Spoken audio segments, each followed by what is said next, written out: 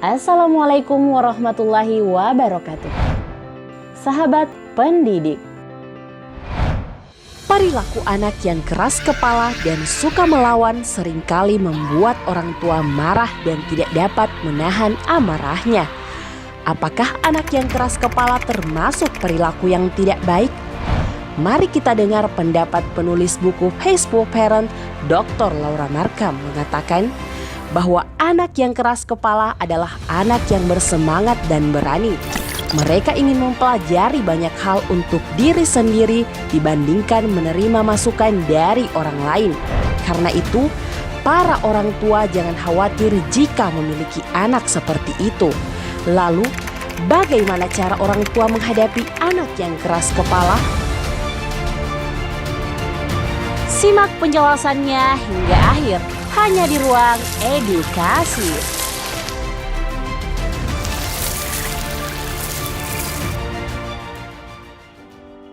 Namun sebelum Anda melanjutkan menonton video ini, klik tombol subscribe, like, dan lonceng notifikasinya untuk mendukung channel ini menebarkan kebaikan.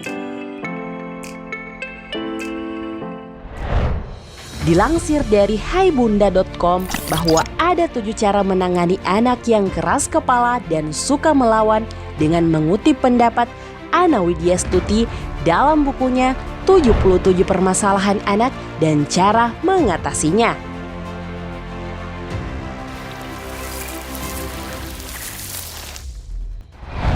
Pertama, dengarkan kemauan anak.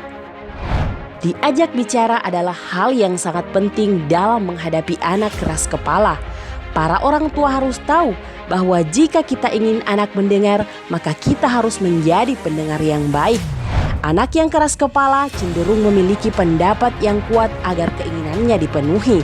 Olehnya itu, orang tua harus mendekati anaknya dan dengarkan apa yang dia mau. Hal itu dapat membuatnya merasa penting dan menjadi lebih tenang tanpa melawan.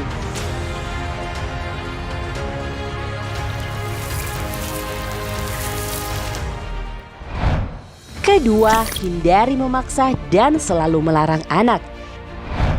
Ingat ya, anak yang sering dipaksa cenderung akan memberontak dan melakukan apa saja yang seharusnya mereka tidak lakukan.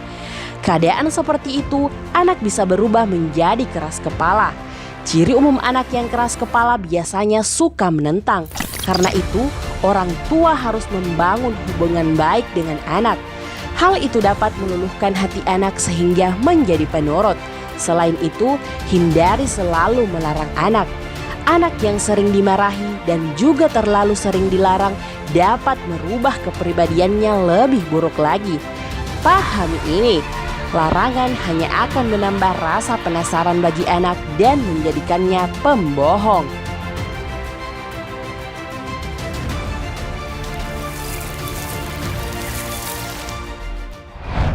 Ketiga, hadapi dengan tenang. Lakukan kegiatan yang dapat membantu orang tua bisa tenang, seperti berzikir, olahraga, dan kegiatan lain yang dapat meningkatkan suasana hati. Orang tua sebaiknya tidak marah menghadapi anak yang keras kepala.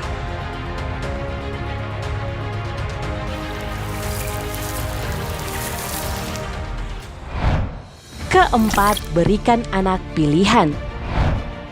Seperti saat kita ingin anak tidur dan berhenti nonton TV, maka berikan pilihan berupa buku cerita untuk didongengkan sebelum tidur atau alihkan perhatian anak dengan cerita menarik yang dia pilih. Jika anak masih menolak, tetap bersikap tenang sambil terus mengulangi hal yang sama. Akan tetapi, orang tua harus ingat untuk tidak menunjukkan emosi dan tetap tenang.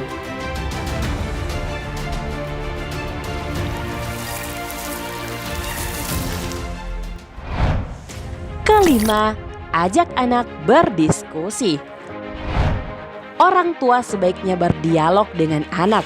Mereka akan berpikir bahwa orang tuanya memberikan pertimbangan. Tanpa disadari, ini akan melatih mereka mengambil keputusan yang baik.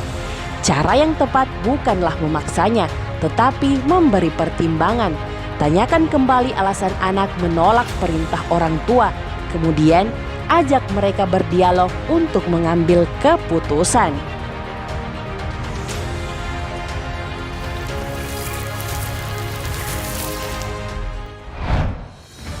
Keenam, hindari mempermalukan anak di depan umum. Menasehati anak karena berbuat salah tidak boleh melakukan dengan sembarangan. Orang tua sebaiknya melakukan dengan cara yang rahasia dan suara lembut, namun tetap tegas. Tidak boleh membentak mereka di depan teman-temannya atau orang lain, sebab berpotensi anak akan menjadi keras kepala.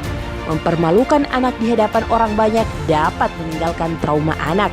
Mereka juga akan selalu menyangkal pada saat disalahkan.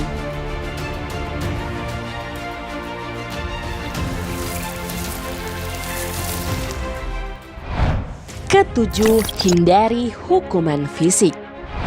Ada sebagian orang tua masih suka mendisiplinkan anaknya agar berubah menjadi mandiri dengan cara memberi hukuman fisik.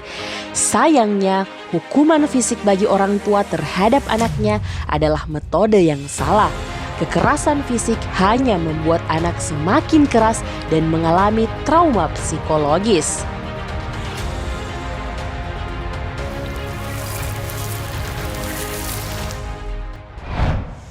Nah, menghadapi anak yang keras kepala bukanlah pekerjaan mudah, tapi dibutuhkan keikhlasan dan kesabaran untuk mendidiknya dengan melakukan 7 hal tersebut. Yakinlah bahwa setiap anak adalah bintang.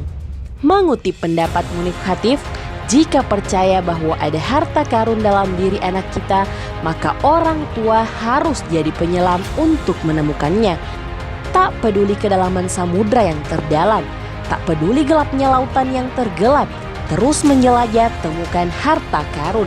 Jika hari ini tak ketemu, esok pasti ketemu. Jika perlu, terus menyelam sampai akhir hayat.